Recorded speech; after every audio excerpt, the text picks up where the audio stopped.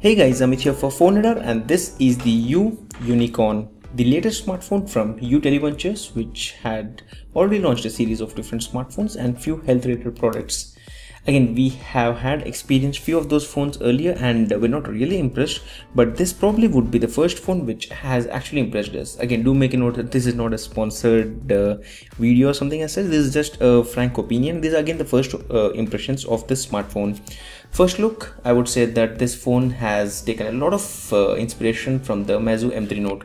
If you notice the bottom fingerprint area or the home button, the top camera and the sensors and the back design, it completely takes a quick inspiration from the Meizu M3 Note, or you can say that probably it's coming from the same factory again.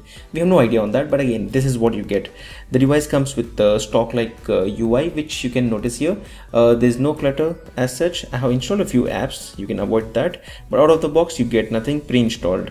You do get a few applications from you, which the first one is the Around Me or the Around application, which helps you in not just booking cabs but also find some hotel, travel options, food and a few other stuff. But that's what you get with the Around option. So that's something which is more like an you can say like a Siri or an advanced version of Siri, which can help you in also making some quick tasks. Apart from that, one good thing I found in this phone is the uCloud option. Now most of the phones which are running on Android do get an option of uploading or backing up their photos onto the cloud with the Google Photos option, but in this case it also helps you in moving all your call logs and the SMS messages directly to the cloud, and that's a pretty good feature, I would say. Again, I need to still test out if we can actually get the data back when you switch from this phone to some other phone, but that's still pending. Talking about the settings and the software information, that this device is running on Android 5.1, that's Lollipop out of the box. By default, you get around 32 GB of storage, out of which around 25 GB is available to you. Talking about the other stuff, in terms of the design, on the right you have the on-off switch and the volume rockers, while on the back you have the 13 megapixel camera with the LED flash. On the left you have the SIM card slot. On the bottom you have the micro USB charging port and the speaker grill. On the top you have the 3.5 headset jack. So this is what you get. On the bottom you have this fingerprint and the home button, while the device also supports 2 nano SIMs or a nano SIM with a micro SD card slot, which means that this hybrid SIM, that's what you get. In terms of the camera, this comes with a 13 megapixel rear camera and a 5 megapixel front camera. Let me quickly show you the camera here.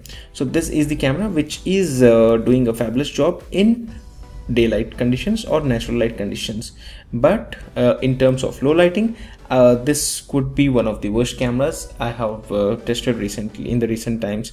So this is the camera photo which I just captured. Again, in terms of the camera options, you get a bunch of different options which you can notice here. The first thing is that you get an option of voice capture and few other options. There's the picture size option, which goes up to 12 megapixel. Again, this is in 4:3 aspect ratio, not 16:9. In terms of videos, the sad part is that it does not support 4K video recording. I was expecting the phone to support 4K video recording, but that's not available yet on this phone. In terms of PIP, there's a good feature wherein you can actually capture photos using both the front and the rear camera, and that's something good. So that's something which we had again seen on few of the Samsung smartphones, that too on the flagship one. So that's a very good option which we are seeing on this phone. Apart from that, this is the browser. Let me quickly browse through the browser and show you how good it is. There's also a pre-installed browser which comes on this phone, which is powered by Opera. So I would say that that counts as the first bloatware which I have seen on this phone. Overall browsing experience is pretty good. Let's switch to the landscape mode, and that's pretty good. So that's the browser. A few pre-installed applications from Google, which is obvious since it's an Android based phone. The second bloatware which I see here is the Gaana application. Again, they're all placed in a very different way, so you can't find them easily. But again, Gaana is one of the most favorite applications which I use. But again, that's person to person, so we cannot say that it's not a bloatware. Something which not everyone would be using. So here is the Universe application. That's what I had mentioned earlier. That's the Opera browser, which has been called as Universe, and this is the Opera browser in default.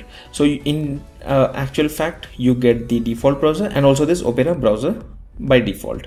So this is the Yunicorn smartphone. In terms of the build, pretty good. In terms of the performance, as of now with the 4GB RAM and the Helio P10 processor, it is turning out to be pretty good enough. But again, if you want to know more about the specifications, you need to head over to the link in the description to know more about all the detailed specifications. I'm not going to talk about all those right now.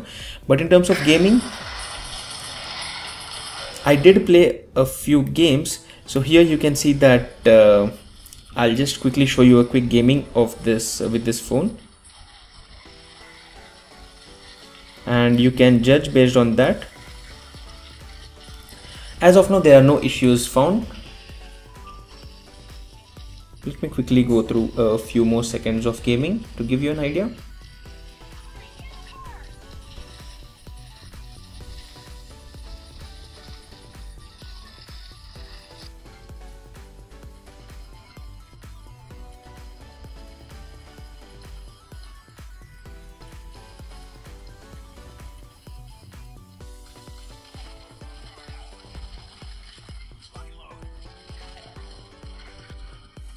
In the first stage while playing this game, I didn't find any issues, but you can see that the device is hanging a bit at this moment.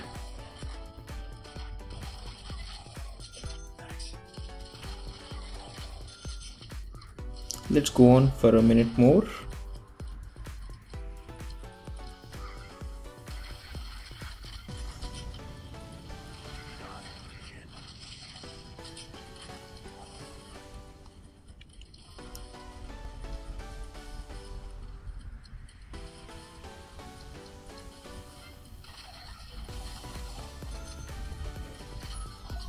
So that was the gaming, and let me just quickly show you the current temperature of this phone.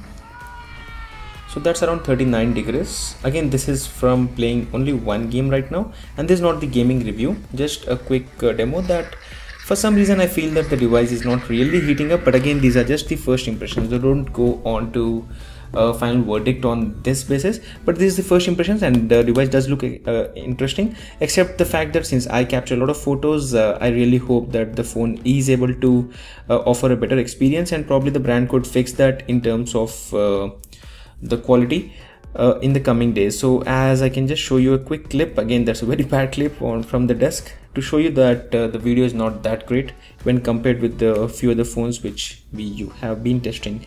So this was the first impressions of the Yunicorn smartphone. Again, do make a note that we are giving away 2 of these smartphones on our YouTube channel and also on our website, so you can head over to PhoneRadar.com to know more about the latest giveaway of the Yunicorn smartphone. So if you like this video, don't forget to hit the thumbs up button and stay subscribed to PhoneRadar for more videos like these. This is Amit signing off, and hope to see you guys in the next video. Thank you.